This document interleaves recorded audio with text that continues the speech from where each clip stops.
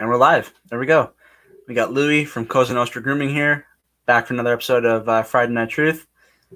Louie, how you doing? I'm doing well, and I appreciate it. Thanks for having me here. I'm looking forward to having some good conversation.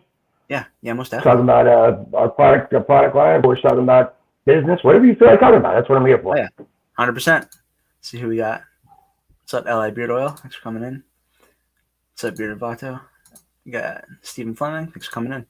And we'll likely get some more people flowing in here as we once the YouTube notification pops out. Yeah, why don't you to lead off? Why don't you kind of introduce yourself and tell the audience a bit about what you do, what kind of just what you're about, like all that sort of stuff. Sure, sounds good. Well, I'm Louie Giunta. I currently reside in Florida, but right now I'm in Staten Island, New York for a family wedding. I own a barbershop in Florida called Wise Guys Barbershop.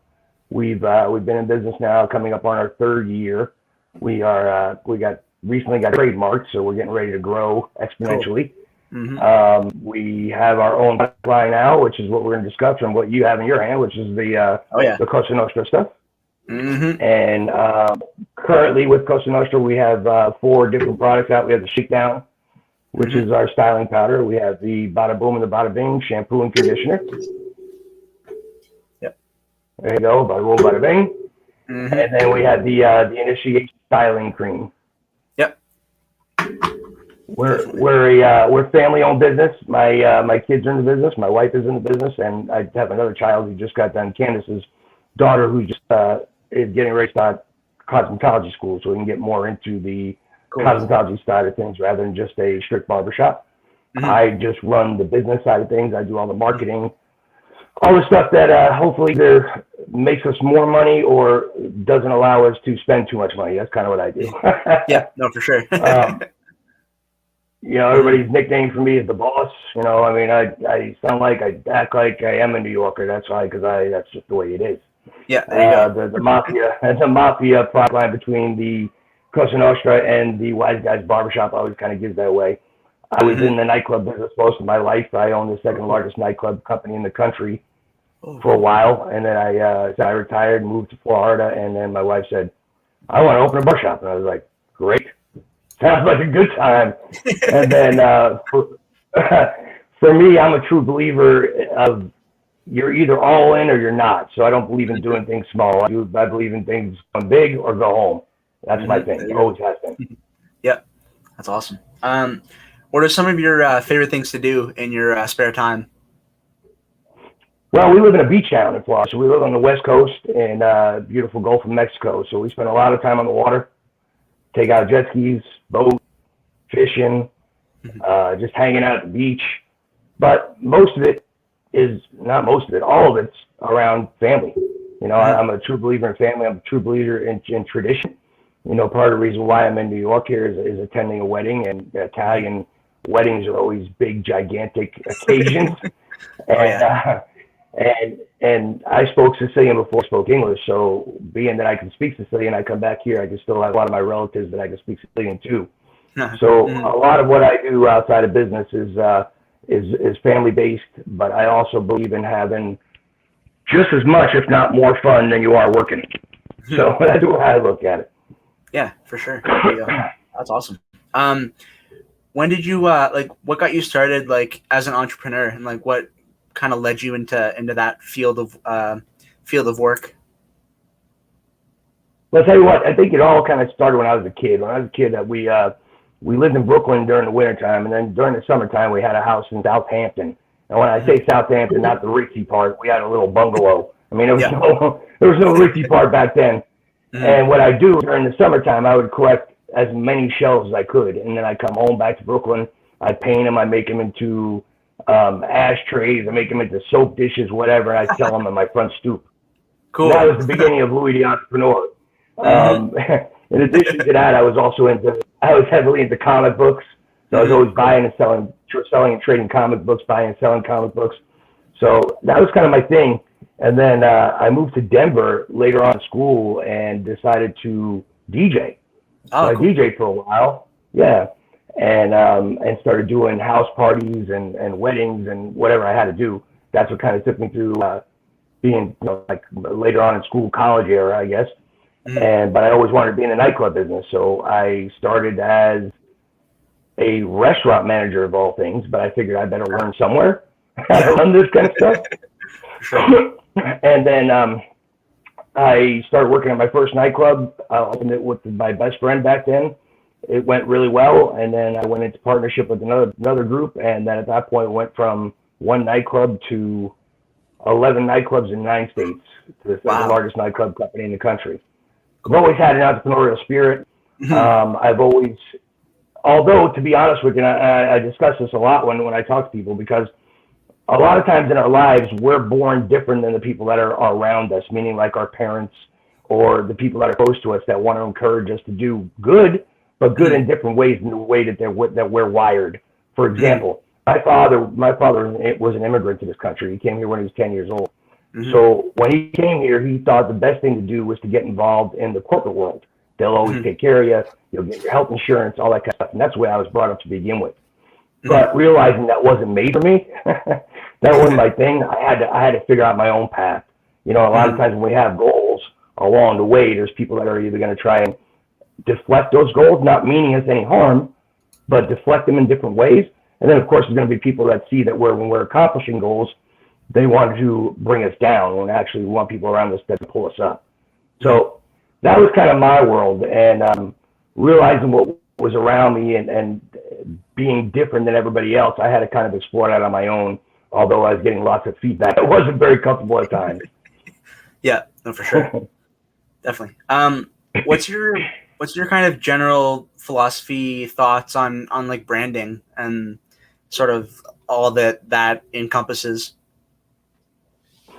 Well, there's just one thing that I truly hang on to. I believe when it comes to branding, don't be afraid to brand everything. I wish I was wearing my ring right now. I wear a big pinky ring, and my pinky ring has a Wise Guys logo on it. It's actually sitting downstairs on the table. I would show it to you. But I brand everything. I have car fresheners. I have stickers. I have magnets. Believe it or not, magnets are still refrigerator magnets. Are still one of the best marketing tools out there, because people keep them on the refrigerator for years. Oh, actually. Yeah, I've got one on my mini fridge down here in my room. Yeah. And when you have that there, it reminds you to go get it's time for a haircut, or reminds you that you need to go pick up some product or whatever you decide that brand is going to be. But in my eyes, I've always believed in, and I continue to believe in, grassroots marketing. I believe that getting out there, shaking hands and kissing babies is always going to get the biggest bang for your buck. Social media is a great thing, and we've certainly built a lot of our business off of social media, but a majority of our business comes from being part of our community, from branding ourselves by being part of our community, and also from just meeting people in the community. That's awesome. What are some of your favorite things about being an entrepreneur?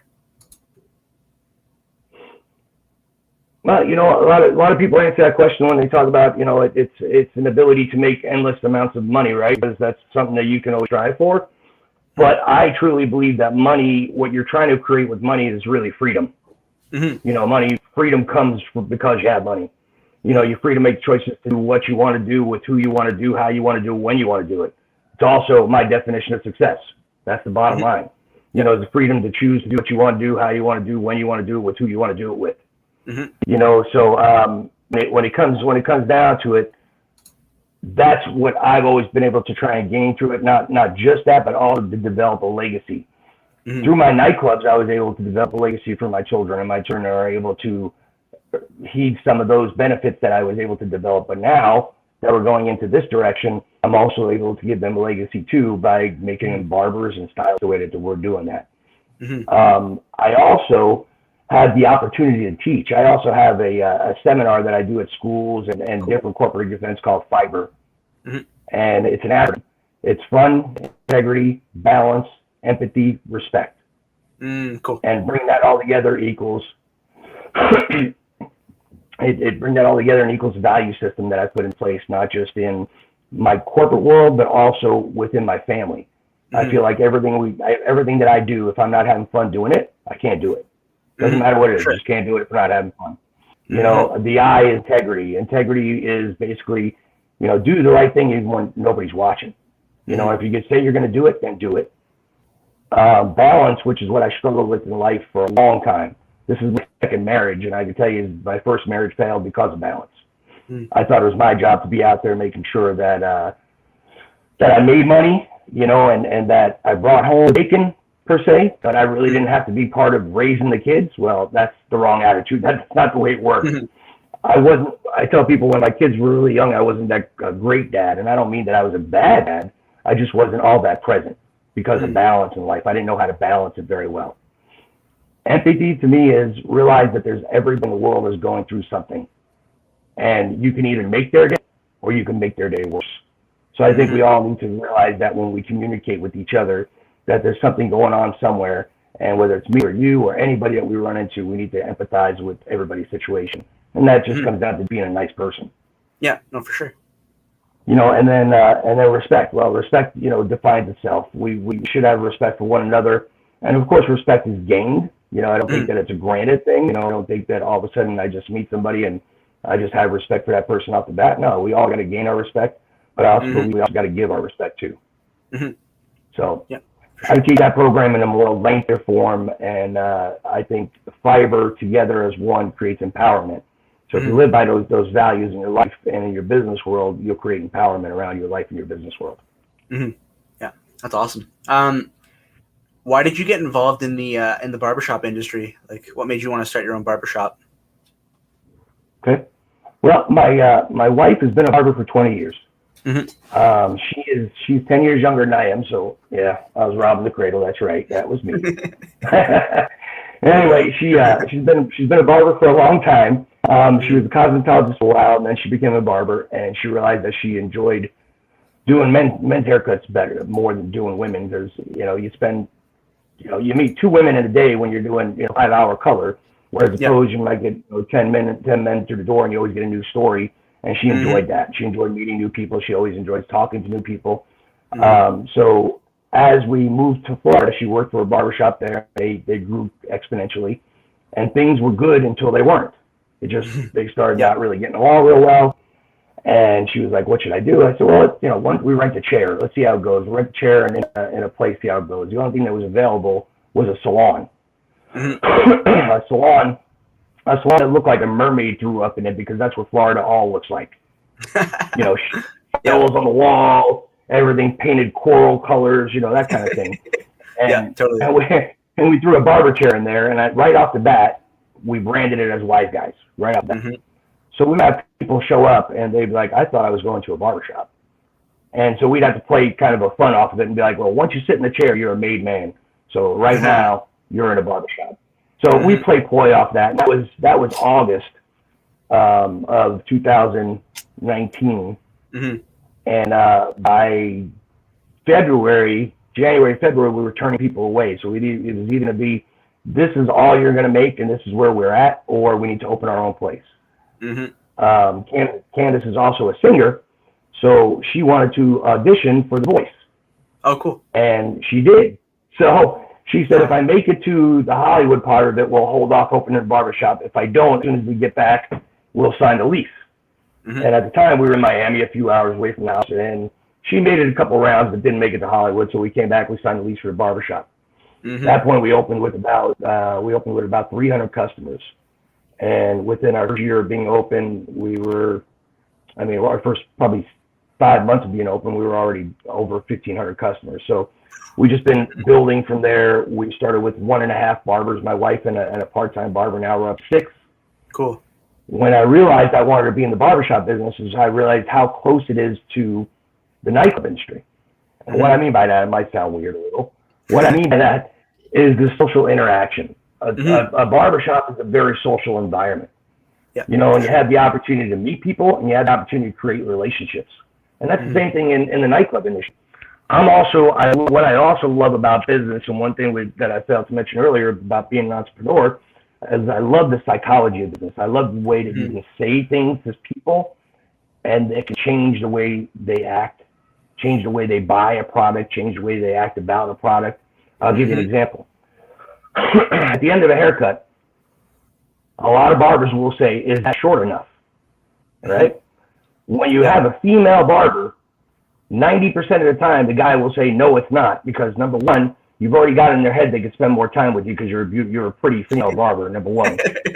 And what happens, right? Dude, I watched it happen over and over again. So, and then what happens is you end up doing a whole haircut over again. So it's like, how can I fix that? So now what happens is about, when you get done with the first side of the head, you can ask at that point, is that short enough? But what happens at the end of the haircut is, wow, that looks amazing. That looks great on you. Especially if it's a guy that knows what he wanted. For example, he says, you know what? I want a 1.5 on the side and I want a 2 on top, or whatever he decides to do. At the end of the haircut, wow, you know what? That was a great idea to go with that 1.5. That dude feels like a superstar at the end of that haircut. He's like, wow, this woman thinks I look good. And what I told her to do, she followed, and she did it the right way. So I love the psychology of business too. So for me, getting into barbershops is very similar to the nightclub industry. One of the things in nightclubs is I had you can consider them country western bars, but I'd also play half my music top 40, but more like mainstream, like party classics. And what would happen is my cowboy crowd would come off the floor to go to the bar when the dance music came on. When the cowboy music came on, my dance crowd would go to the floor, and they would go vice versa to the bar. So I could control them by what I played in music. I could control the flow of my bar. I could control. It was awesome, and I love that part of business. I love the psychology behind business. Another one, I'll give you an example because you mentioned it earlier. Now, with the initiation, what we do is what I train my barbers to do is at the end of the haircut, and they're getting ready to put product in the person's hair and style it. They open up the jar, they put some in their hands, they put it around their hands, and they give the jar to the customer to hold. What happens the first thing the customer does? It's going to look at it. When they have the jar review, they smell it. True, yep. That's the first thing they're going to do. They're going to smell it. And once that smell triggers in their nose, they go, wow, that stuff smells good. It does, yep. And now you just got done styling their hair with that stuff. You sold that product. Product is now sold. Yep. There you go. So that's me and the psychology of business, And the other thing too is when I have the products on my shelves, I put the prices underneath because guys are very ego driven. Us guys, we have a lot of ego. Yep. And when we pick up something and we look at it and we look at the price, we tend to not put it down because we don't want to feel like we're cheap. Yeah, totally. So I love the psychology of business and the similarities between the barbershop world and the nightclub world, and also my ability to teach people that are coming up in the system. That all got it all together with the barbershop world. There you go. That's awesome. Why don't you tell us a little bit about the kind of origins of Cosa Nostra Grooming and how that kind of got started and how you came up with the name, the logo, the branding, product creation process, all that sort of thing. Sure. Well, when we did Wise Guys Barbershop, we always knew we wanted to do our own brand because there's a lot of opportunity in doing your own product. I mean, obviously you can get it at a cheaper price. It's obviously something that people can really relate to, especially when it's you that's selling it to them. When it comes to a client. So we always knew we wanted to go that direction. And growing up in Brooklyn, I grew up around the whole Cosa Nostra thing. I'm Sicilian, so my neighborhood was Sicilian and where it all came from. And for those of you who don't know, it's true when you see in the movies and people say, the mafia isn't real. Mafia isn't real because the word mafia is not what is terminology, is not the terminology we use when it comes to the mafia. That was created through media. That was created through TV. That was created through all that stuff. What we use within the so-called mafia is we use Cosa Nostra, which means exactly our thing. Cosa Nostra, our thing. So that's the way the terminology was always used within the mobster world. And being that I already had a mobster themed barbershop, I was like, you know what, I like that. And then when I started kind of putting feelers out there and talking to clients and talking to other entrepreneurs that I knew, I was like, what do you think about a men's styling product that's our thing? It's our thing. It's Cosa Nostra. It's our thing. And they're like, really, I love that. So at that point, I then sent my creative team on a mission to come up with the logo and the design and all that kind of stuff. I've used the same guy for 25 years. He owns a company called Acme Logo. And I kind of sent them in the direction that I wanted. I wanted an old school looking logo. I wanted it to stay well with the character, and I wanted it to fit well with the Wise Guys theme. And here you go. And he came up with a couple of them for me to look at, and that was that part of it. And then I went out and started looking at packaging. I really, after looking at just garbage plastic packaging, I really liked and enjoyed that this was aluminum. Yep. You guys didn't know that? Better watch. This is all aluminum. Yep.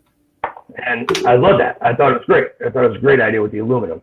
Then things started to evolve. I'm like, okay, well, what else? So when we did, for example, with the Bada Bing is the shampoo and the Bada Boom is the conditioner, I did it 2 different colors.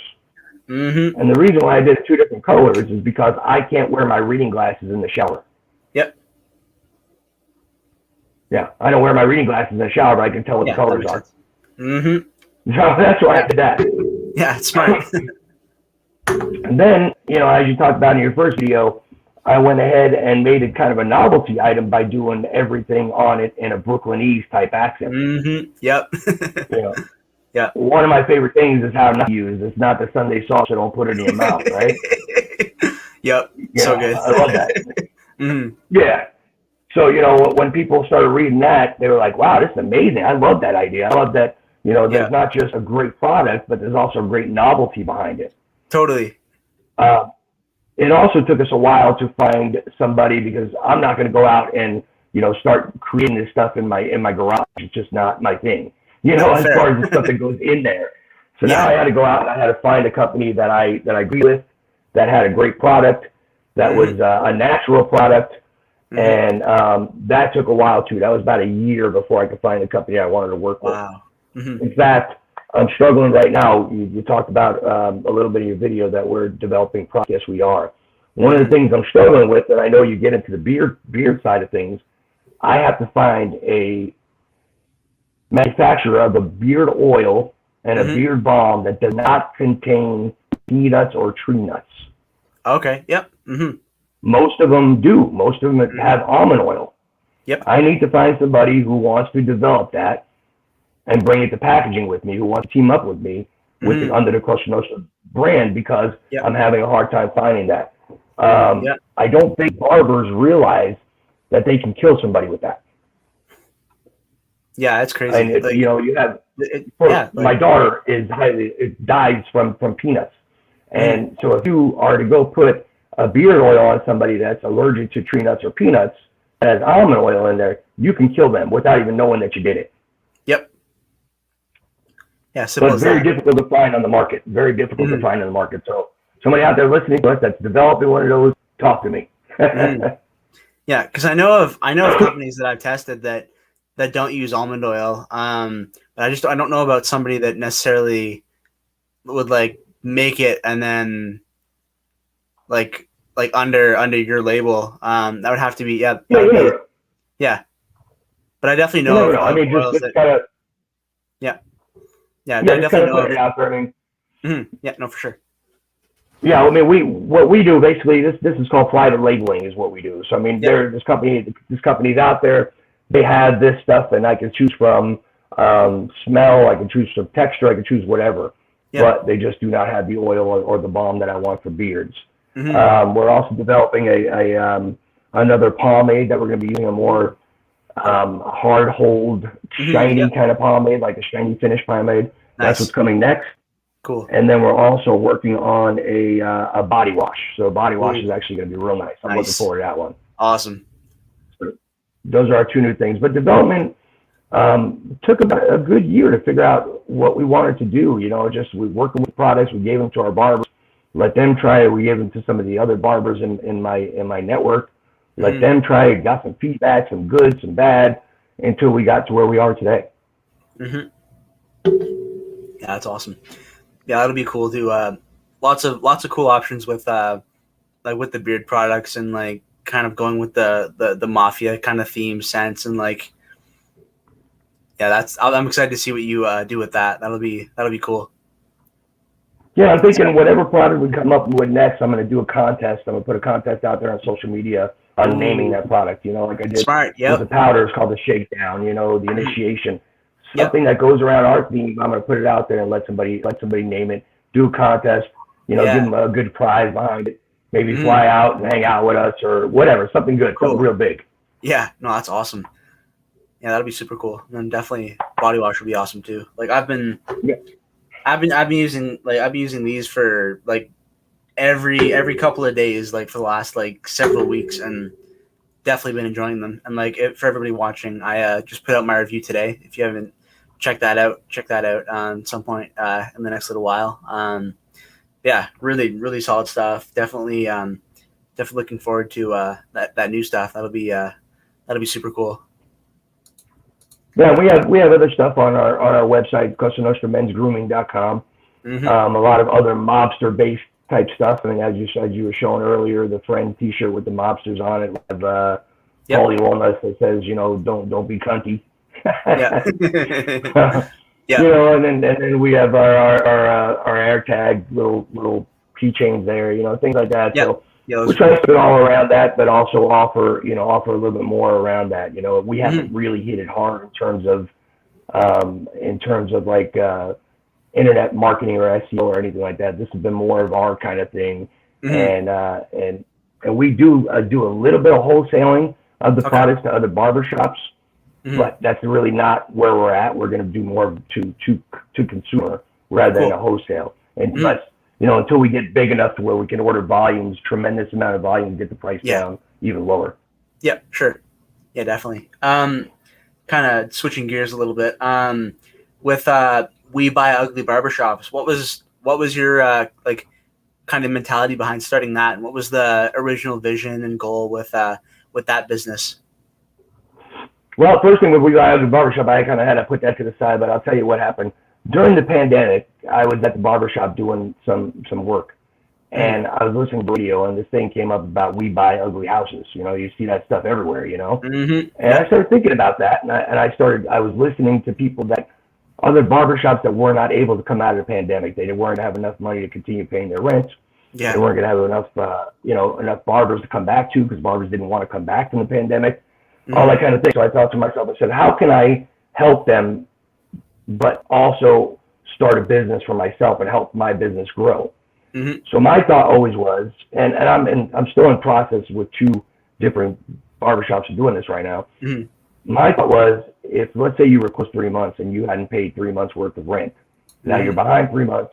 What I would come in is basically buy out your lease, renegotiate it with the landlord, and then take your barbershop and rebrand it into a Wise Guys. Cool. That's basically what We Buy Ugly barbershops would be. Kind of the same thing as houses. Mm-hmm. You're behind on your mortgage. People come in, they take your mortgage, they make sure that you get to walk away without killing all your credit.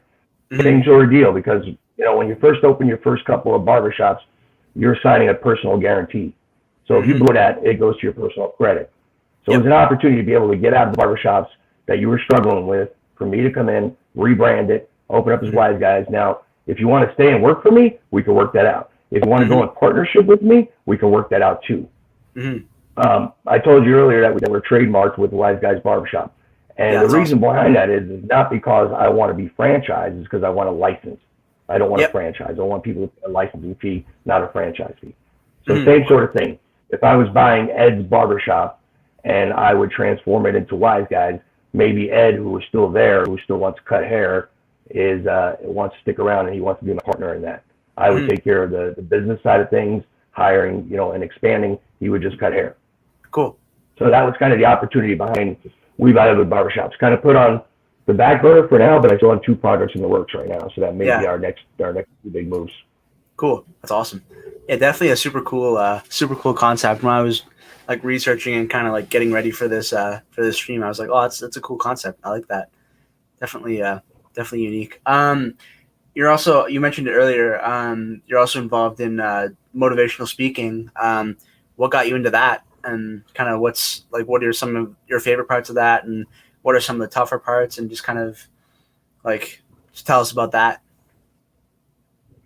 Well, I tell you what, I've always loved to be on stage. I've always loved to be able to watch people's light bulb go off in their head. I've always loved to develop people, you know, and since I was young, I was, you know, if was running my DJ company, teaching people how to DJ from a nobody, and all of a sudden they get and they're like, wow, and all of a sudden their light, you know, the light lights up and their eyes get this big, and I've always loved watching that in people. But the biggest struggle behind it was so many motivational speakers you hear out there have a story about how they were poor and in an apartment and down to their last $5. I tell you what, I don't have that story. All right, and it's not, and that was a hard part for me to get by myself. Said, you know, why are people going to listen to me when I don't have that kind of story? You know, I don't have those stories. I got plenty of what people may consider failures. I don't call failures. What I call is just a learning experience to be able to share with enough people. So all it was, every time that I hit that stumbling block, that was just another opportunity to get better at where I was going to. And that's when I was able to become the second largest nightclub company in the country. That's when I was able to become a barbershop that did, you know, $7,000 a month to a barbershop that's now doing $50,000 a month. You know, and those are the in-betweens there where I wasn't always successful were the learning lessons. And I wanted to be able to take those same learning lessons out to people. And that's how I developed the fiber program, because based on those values. One of my biggest things that I really enjoy doing is going to do that value-based program in schools, especially barber schools. One of the biggest complaints in the barber world from barbershop owners and from clients is professionalism, that there's no professionalism in the barber world. You come in and the barber's on, you know, on his thing watching what I call SWV. They're worried about sneaker, weed, and video games. That's what they're worried about. Yep, there you go. Instead of worrying about building their business, right? That's what I call them. And instead of worrying about building their business, that's what they worry about. And so I was like, all right, how am I going to help them? I want them to understand a little bit better before they go into the barber world, into a barber shop, you know, and really look out for themselves. Because at the end of the day, when you go to work for a business or a barbershop that's not professional, all you're going to do is fail. I mean, that's the reality of it. You know, you're going to lose passion for what you're doing because you feel like you're just running into a brick wall. You may lose passion for life because you're sitting there smoking weed all day. I don't know. You know, so that gave me an opportunity that I saw that said, you know what, you don't need a story. All you need to do is be real. Just be real on how you did this, how you were able to become a success, you know, and be able to build businesses based on what you've learned. And that's how I was able to get into motivational speaking. Cool. That's awesome. What's kind of your, like, how do you approach, like, content creation, like with your business, with your personal page? Like, what's kind of like your like goals behind that, or like your kind of strategy for social media? Oh man, that's a good question you asked me on that one, because every day it seems like my strategy on that changes all the time. And sometimes I question myself on creativity, because I'm like, I feel like I'm losing my creativity. Should I hire somebody to do this? You know, pull my hair out. Should I hire somebody? Should I bring on a creative team to help me? You know, and I'm still questioning myself with that sometimes. But let me tell you what, one of the biggest successes that I've seen when it comes to building social media and building a following and continue to developing that, number one is consistency. You have to be consistent. You know, consistent in posting, consistent in what you're posting about, who you are, and you have to be real. What you see is what you get. I personally hate it when I meet an influencer and they're nothing like they are on their page. All they're doing is to make money. They're not doing it to be genuine. But then I love it when I meet influencers that are genuine. For example, throughout the last couple of years, I've been able to become really great friends with a guy named Tariq Jackson, which is one of the number one influencers in the barber world, number one educators. Him and his family now have made it into a tradition to where they come down and spend a week with me every year. And that's how we got to know each other, was through Instagram. So as that continued to evolve, that I think has been, number one, make sure your content is consistent. Number two, making sure you're real. Number three is connecting and building your network. Because at the end of the day, your network is your net worth. Bottom line, I believe that more. There you go. Give me 1 second. Yeah, all good.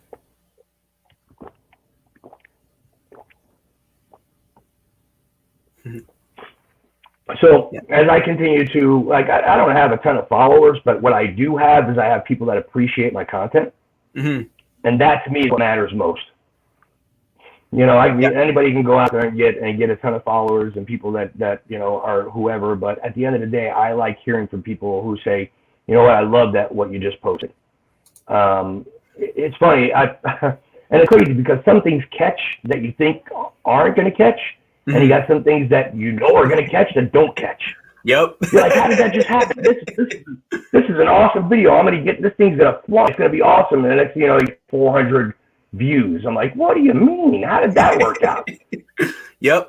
Here's an example. I don't know if they have this over there by you yet because they're doing it by regions, but Facebook has now introduced Reels. Oh yeah. So that's just cool. Like Instagram, right? Yep. Yeah, it's cool. So I took one of my reels where I was in Mexico dancing to Backstreet, No Diggity, No Doubt, that one little dance I was doing. That thing on Instagram got I think maybe it got like 1,300 views and maybe like 100 likes, something like that. Nothing crazy, right? Yeah. I took that same reel, downloaded it onto my phone, and then posted it onto Facebook. Right now, it sits at 375,000 views. No idea how it happened. I didn't do anything different. Yep. It has over 7,700. Is it 7,700 or 76? Yeah, 7,700 comments and 82,000 likes. Oh my goodness! And I'm like, how did that happen? Oh, and then I'm sorry, I missed this one too. 900 and some odd shares. That's one of the most frustrating and confusing things about social media. Like, right, you just don't know. Yeah, it's you're just kind of, it's almost like darts, but like you got to try to have a little bit more strategy to it, but you're basically just kind of throwing darts and seeing what sticks. Yeah, I mean, one thing I can tell you that I know truly works is look at your followers and see what time is the best time to post their most active time, and post it right 45 minutes before your height. I can tell when I do that on any of my stuff, it gets a much more of a following than I would have if I didn't. Interesting. Okay. So wherever your height is, if it's, you're getting ready to post on a Thursday and it said Thursday your busiest time is between 3 and 6, post about 2:30, 2:15. Yeah, so that's one of the things that I've seen works really well. Also, if on Instagram, if you go and you flip over, you kind of push over to your right, and you get to where it lets you post either stories or reels or whatever, and you move it over to go live, but you don't hit the live button. Yep. It'll tell you how many of your followers are on right at the moment. Yep. That also gives you an idea when to drop your stuff. Yeah. So you can have some, like you said, you can have some ways of kind of setting it up the right way, but sometimes it really is just throwing darts, and sometimes it's in one way it's frustrating sometimes, but another way it's exciting to see something happen like this one I was telling you about. I'm like, I don't know what happened, but maybe that's the route I need to go now. Yeah. But it's exciting. I also I put out those tidbits that I put out with just about business stuff, like a quick 30 seconds. Yep. Things like let's see, what are one of my examples, like when you don't correct somebody, you're basically just giving them silent approval. You know what I mean? If somebody's doing something and you don't correct them and show them the right way of doing it, you're giving them silent approval, so they're going to continue doing that. So that's like a 30-second video I've done, and those things will get 6, 7, 8,000 views. But the best part about it is when I get DMs that people go, you know what? I never thought of it that way. I love that approach. That's a great thing. I'm going to utilize that for it. So that to me is the most important part about social media, is just developing the right contacts with the right people, not about having a ton of followers, not about having a ton of likes, just having the right people and being real. Yeah, no, connecting with somebody like you, you're real. I mean, you're you're as real as they go, man. That's you and I connecting. And that's important. Definitely. Yeah, no, I've always been on Instagram just more because I do if I was doing this for money, I would have quit a long time ago. But I do it because I enjoy it, and that's I try to make that come across with my content, and definitely if I'm not having fun with it, I don't force it, but I enjoy it. And been doing this for almost 5 years, and I've like I just continue to enjoy it more and figure out new things and try different things and different content, and yeah, I love it. It's a good time. Yeah, yeah, for sure. And you get to meet great people along the way. I mean, you and I met up. Mm-hmm. You know, I mean, I've met some really great people along the way, so I continue to go from that standpoint. Yeah, yeah, no, for sure. Yeah, like I've definitely that's been my favorite thing about it is just making connections with obviously different other content creators, different owners of like small businesses and all. That's been my favorite part. It's just like the connections with different people and like all these people that I like never would have met if I hadn't like, especially recently with like getting more into like kind of like men's grooming, like beard product content. Like I've met so many people that I never would have met. Like I've like contacted people like all over the world, and we never would have met if not for content creation and social media. There you go. You know, and another thing that I go by in life is I believe that you serve needs by serving the needs of others first. You know, serve your needs by serving the needs of others first. You know, I truly believe, you know, as you get to know people and you realize that they're real and that you have a connection with them, you help bring them up. You know, and every person that you bring up, you get brought up tenfold. I mean, I've always believed that. So that's important to me too. You know, that's how you meet the right people, and that's how you're able to, you know, tenfold whatever else you got going on by helping other people build what they want to build. Yeah, yeah, most definitely. You were recently at Mob Movie Con. How was that? What was that kind of experience like? What were some of the highlights and people you met and all that sort of thing? Well, that was actually a really great experience. We went out there to bring the Cosa Nostra product to people's attention, and it got a lot of attention. Awesome. Not just because I dressed up two beautiful women, my wife and my photographer, like little cigarette, the old time cigarette girls hanging out samples, but also because people actually took them to their room and tried them, and then found us the next day, and they were like, "Wow, that stuff is awesome. Where can I get it from?" There you go. So that helped out a lot. I was also able to go to Federico, which played Louie Giunta in The Sopranos, and explain to him that I'm the real Mr. Giunta. You just play one on TV, pal. Yeah, that's awesome. And he was pretty funny. He's like, "Is that really your last name?" I go, "Yeah." He goes, I said, "What actually happened was my cousin played Pussy's son on The Sopranos, and my cousin is Giancarlo Giunta, and that's where they got Giunta from to name Louie Giunta. So that's how it all kind of evolved." Cool. So that was kind of nice to meet him, and we hung out, you know, a couple nights that time around. Also, Frank Salver from Goodfellas and from The Wedding Singer and from The Godfather. He actually speaks my dialect, my Sicilian dialect, and there's not a lot of people left in the world that speak that dialect. So him and I got along real well. So I mean, we made a lot of great connections. There's a lot of great people to talk to, and I foresee a lot of. I still foresee a lot of still coming out of that. It's still kind of unfolding, you know. Yeah. It was only a couple weeks ago, so it's still kind of unfolding. So I foresee a lot more coming out of that. It was a good trip, and we'll certainly do it again next year. Yeah. No, definitely seemed super cool for sure. Yeah, I kind of want to, as we're kind of creeping up on an hour, I want to hit you with some just some kind of quick questions, and then we can kind of close out. Yeah. So let's go. First one here. What's your which Cosa Nostra product that you currently sell? I was gonna say what's your favorite, but I'm gonna reword it as what product are you like most proud of? I would say that I'm most proud of either the shampoo and conditioner, just because of the whole Brooklyn Eve in it, man. And that took me a while to pull that together. You know, I mean, it's hard to, that's the way I sound, but I'm not sure how to write it. You know, so I'm sitting there with people going, "All right, here we go. So let's talk about this."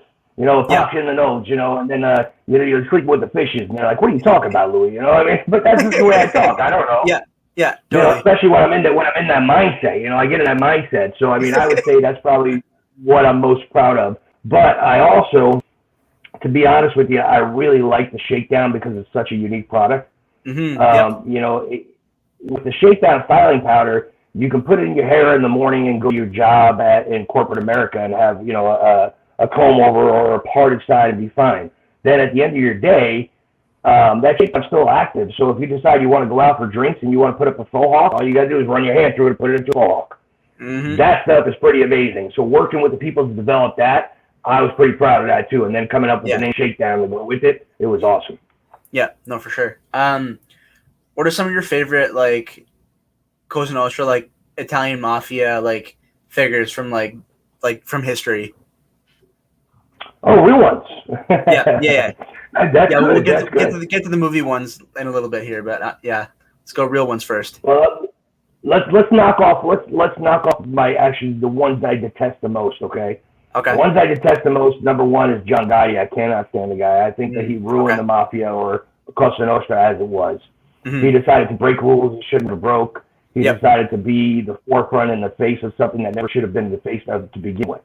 Mm-hmm. So I believe that guy ruined what it was, and what it was in the beginning was people helping themselves and helping a community, and knowing that if they broke rules, they had a price to pay. But those people were within a group within each other. They weren't dealing with the people outside that group. He made all that happen by breaking rules. So let's take him off the top, right? And let's also take right off the top Sammy the Bull Gravano. I think he's a low life, and I think he's a piece of dirt. And I think also Michael Franchese is a piece of dirt. I can't believe that the media and the fans out there are taking two guys that took an oath, and were friends and family with people. Okay, these two guys murdered people, which made them bad people to begin with. I'm not telling you murder is good for anybody. It doesn't mean it doesn't matter what you're part of. You should not be murdering anybody. First, they murdered people. Then they had the balls and the audacity to turn on people who were their friends, people who counted on them, people who would have died for them. And then they had the balls to think they're celebrities now. No thanks, man. That stuff drives me nuts. So those three people right up top, can't stand and whack them right out of there. Yeah. So let's talk about my favorites.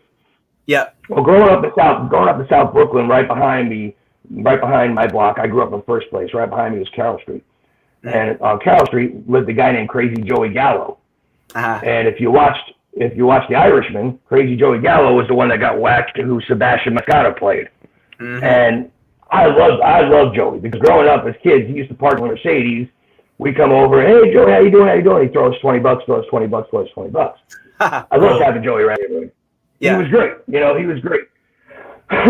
He's definitely one of my favorites. I also love Carmine the Chin Gigante, because he fooled the FBI for so long. For so long, he made him think he was crazy, walking around with his robe, talking to the world, and blah, blah, blah, blah, blah. That was another Sammy Gravano thing. Without Sammy Gravano, they would have never known that Gigante was actually the head of that family.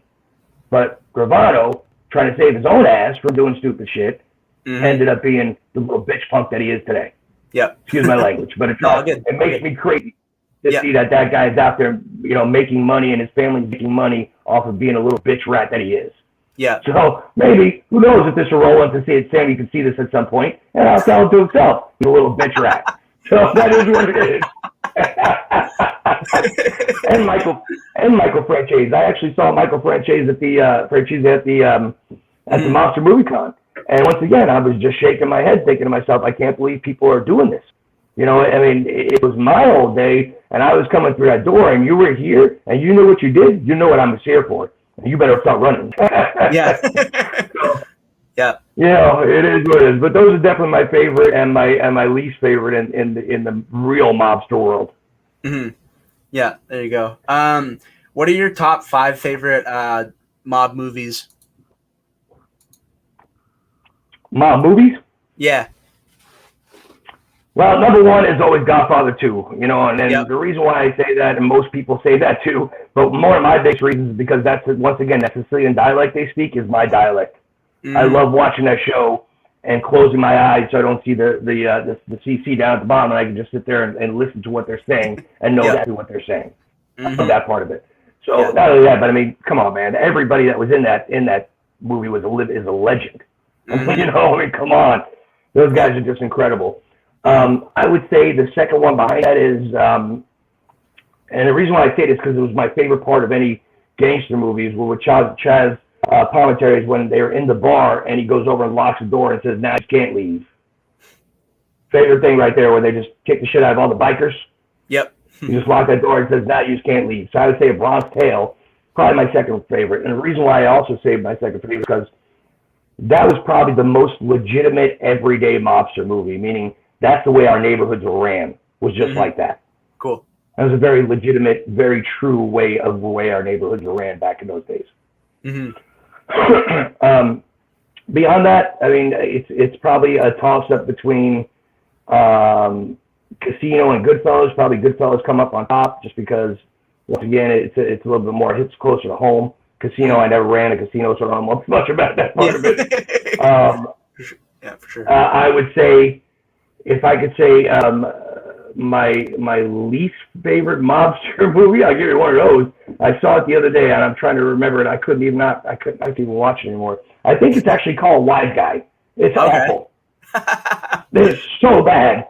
I couldn't believe I was even watching. There's also another one that's out there. It's not really, I guess you could call it gangster, but not mobster. But there's one out there right now called The Family.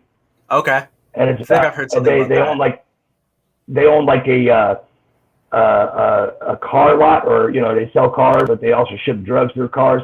Yeah. The worst acting that I've ever seen in my life. It's the worst acting ever. I mean, just awful stuff. And what's his name that played the HBO Gotti? What's his name? Armin. He in that, and he just does such a bad job acting. So yeah, I would say is my worst. But that's definitely my worst and best right there. What's in your opinion? What's one mob movie that is like a must see if like people want to like get into like watching like mobster movies? Like, what's the first one that they have to watch? Well, you got to start with the Godfather trilogy and start with Godfather 1 just to see where it all came from, how it all came together. But I also, there's been a lot of debate out there, but I also believe that The Irishman was put together well. I think putting some of the spins behind stories that people don't know the answers to, like what happened to Jimmy Hoffa, what happened to JFK. I love that about that movie. Yeah. They were able to give them their own spin and really come up with their own story behind that. I love that. I think that's great. And I think that's something you should see because you can pinpoint that directly to history. It's real history in that movie. So I think if you piece some of that together, you'll see what the mob was really about back then. Yeah, most definitely. Who's your favorite character from the Godfather series? Oh, shit, man. You know what? A hothead, but I love Sonny because that was me. That was me when I was young, man. I was a hothead. Knowing that if I didn't settle down, I mean, I was in the nightclub business. Come on, man. I was, 20. I owned my first nightclub when I was 25 years old. Yeah. So, I mean, I was like a kid in a candy store. You know what I mean? Yeah. So I was a hothead. I did what I wanted, how I wanted. I became, we're talking about, I was living in Denver at the time. And I became Louie in Denver, meaning that everybody knew me. I mean, that's what Sonny. I was just that guy, just that hothead guy, fly off the handle. That's what I was. Until later, as I settled down a bit, I was able to evolve a little bit more into Michael. A little bit more even, level-headed kind of guy. You know what I mean? As I start understanding life. So I always tell people, man, if I could, like anybody else would say, if I only knew what I know now 15, 20 years ago, would I change anything? No, probably not, but I still would have known better. For sure. What's your favorite place that you've visited? Well, I mean, being from Sicily, we go to Sicily quite often.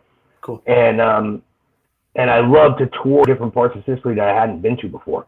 There's a town in Sicily called Taormina, and Taormina is at the top of a mountain. Oh, cool. It's fantastically beautiful, and it looks over the sea, and you can actually see Italy on the other side. Cool. It's right next to the town where they filmed The Godfather, where they filmed the scene where he first got married to his first wife, and they're walking up the side of that mountain and everything. Yeah. Right next to a town called Savoca. The name of the town is called Savoca. Cool. Such a beautiful area, crystal blue water. You can see Italy from there. Old school traditions going on. Still, when you get married, it lasts 3 days. Your marriage celebration lasts 3 days. It's unbelievable. I love tradition. Like I told you, I try and hold on to all the traditions that I do. I mean, wearing around my neck is called Trinacchia, and Trinacchia represents the three sides of Sicily. It's a symbol that was given from the Greeks to Sicily to represent Sicily. It's got Medusa's head in the middle, which represents good luck. Yeah, so I'm a true believer in tradition, man. I embrace tradition. Yep, no, for sure, definitely. What are some of your favorite Italian foods? I would say probably my most favorite Italian food is veal parmesan. I like veal, but it has to be done right. It has to be nice and thin. Sure. It has to be cooked off properly, and of course, you got to have the right sauce and the right amount of cheese mixture in that. So I'm a big favorite of veal parmesan, but I'm also a big fan of just a really good spaghetti and meatballs with the right marinara sauce and the right cheese on top, because you got to have the right cheese. People talk about Romano. They put Romano cheese on there. No, I don't believe Romano cheese. There's a cheese from Sicily called Cosa Nostra. I'm sorry, what's it called? It's called Coscioccolado. It's called Coscioccolado, and that's put on pasta. Oh man, that changes the whole thing. That's awesome. What's your dream car? Wow, that's a great question. You know what? The car that I'm driving right now, I've been wanting for years, so I try to make the dream come true. I have a Cadillac CTS Coupe V, so it's kind of like CTS V Coupe. Ooh, okay, cool. And that's a bad mofo. Unfortunately, they don't make them anymore, but it took me a long time to find it. It only has 65,000 miles on it, and that thing flies. And I would say right now that's my favorite car, just because I waited so long to get it, and I finally got it maybe about 3 months ago. So right now I'm okay with that being my favorite car. I've been through the Corvettes and the smaller Ferraris and stuff like that. And to be honest with you, I'm just too old to be getting in and out of cars like that anymore. I'd rather take a luxury car. I'd rather take a luxury car that has big balls than take a sports car anymore. So most definitely. That's where I'm at right now. That's my favorite right now, but that could change later on. No, for sure. Bearded Vato's got a question here. Is it true that Italians hate Olive Garden? There's no question about that, especially me. No matter, I've given in to my kids a couple of times because they love the idea of having unlimited bread and all that kind of stuff. Yep.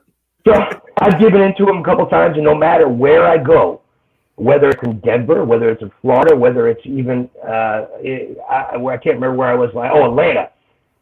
For whatever reason, they always lose my check. They always lose my food. My food never ends up coming out, and it's happened all over the place. So yes, Italians hate it, but I hate it even more. Louie tells you, hey, no Olive Garden, stay away from there. Coming straight from Louie G. There you go. There you have it. If you could live anywhere in the world, where would it be?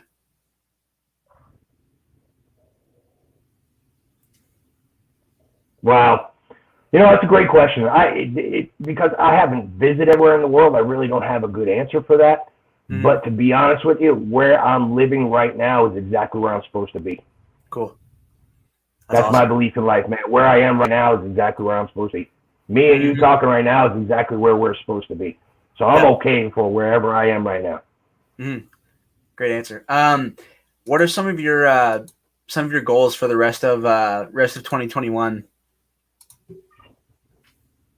That's a good question too, because goals change for me a lot.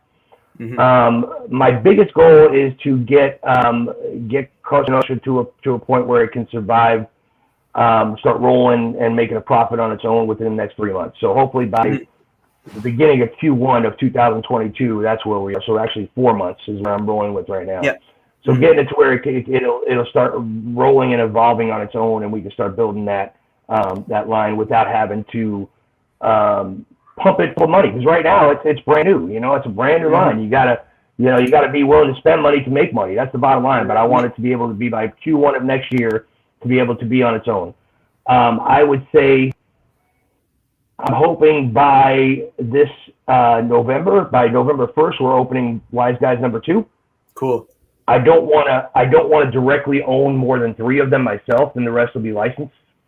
So that would probably be my next goal on that. And then for a personal goal, I want to be able to do more of what I did this weekend. Like I said, I was here last weekend. It got rained out. I decided I needed to come back for family, and I came back. I want to be able to have more freedom with that and spend more time exploring and spend more time with my wife and really starting to enjoy life and enjoy the things that I've done to be able to get here. Yep. So that's probably my biggest goals right now. Cool. Yeah, that probably pretty much covers it right now. If I was sitting in my office at home, I have three dry erase boards on the wall, and those things are full of stuff that I need to get done. I could probably list everything off to you and go, well, that needs to be done by next Tuesday, and that needs to be done. You know, I've got a ton of stuff to do, but the reality is, I think if I just continue, like I said, man, we are exactly where we're supposed to be. And as long as we continue to drive ourselves forward and we continue to live our lives with passion and realizing where we are and what we're doing is the right thing, then we'll get there. Our goals will come true. Our dreams will come true. Mm-hmm. Most definitely. Last question, and then we'll wrap it up because we're at exactly an hour, basically. What's one piece of advice that you would give people who are considering getting involved in being an entrepreneur / being in business, like that sort of thing? One of the biggest pieces of advice, if you're considering it, do it. Do it. Stop holding back. Stop being afraid. Break through fear, man. Fear. I'm sure you probably saw the video I did about fear, where I did that interview on Denver radio. Fear was the biggest thing that held me back for so long. But then I realized if I reacted quicker, instead of letting it dwell, I would get through it and go, oh, that wasn't so bad.